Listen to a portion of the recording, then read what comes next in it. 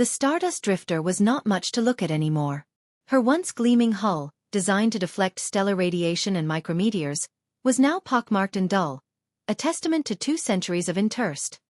Travel.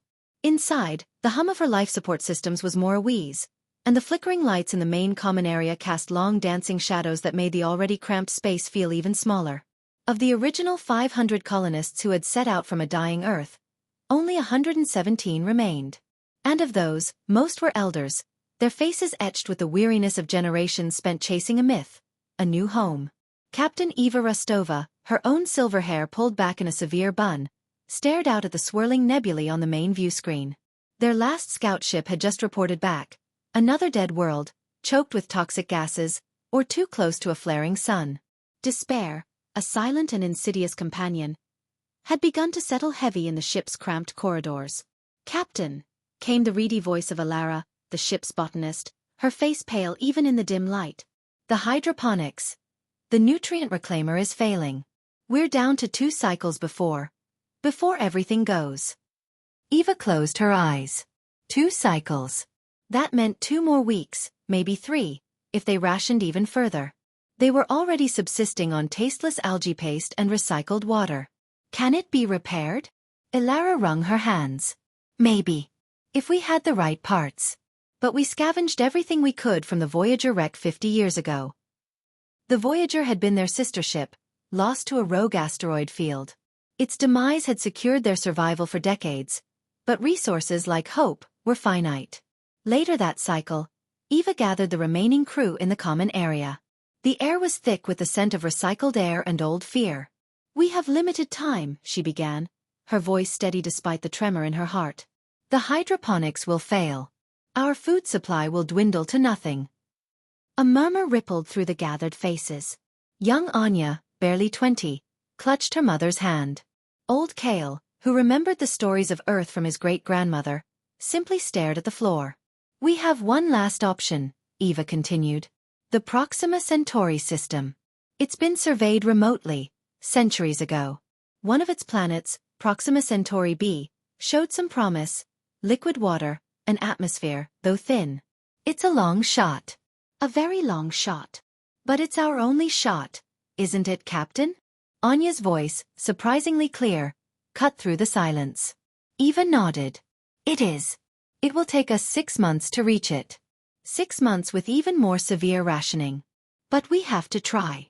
The journey to Proxima Centauri b was a crucible. The Stardust Drifter groaned and protested with every jump. Food was a constant, gnawing hunger. The children, thin and quiet, learned to conserve every drop of water.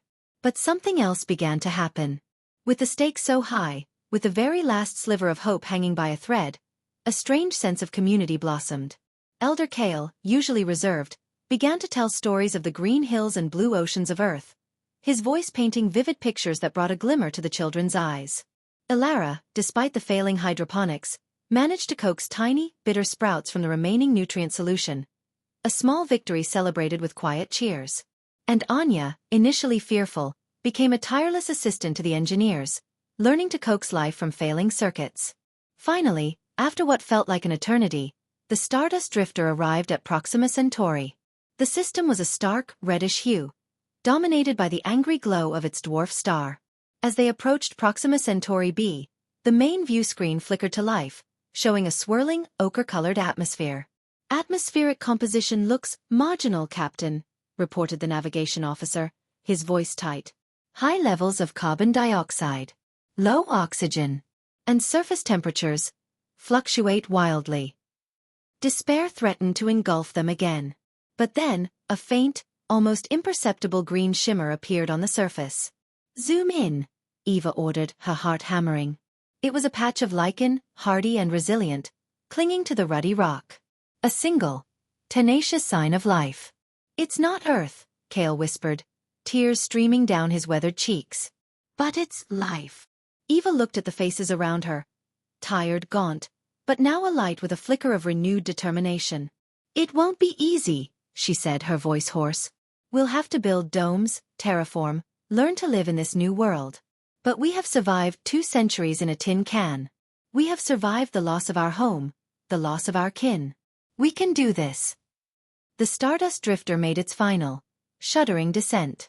The landing was rough, kicking up clouds of red dust. As the ramp lowered, Eva was the first one out, feeling the alien wind whip around her. The air was thin, biting, but breathable. Behind her, the others emerged, blinking in the strange light. They stood on the surface of Proxima Centauri b, a handful of resilient souls, the last remnants of humanity, facing an uncertain but not impossible future. They were no longer chasing a myth, but building a new one, on a world that was harsh, unforgiving, but alive. Moral: even in the face of overwhelming odds and repeated setbacks, perseverance, adaptability, and the strength of community can lead to new beginnings and the possibility of a better future. Hope may seem distant, but it can be found in the smallest signs of life and the unwavering spirit of those who refuse to give up.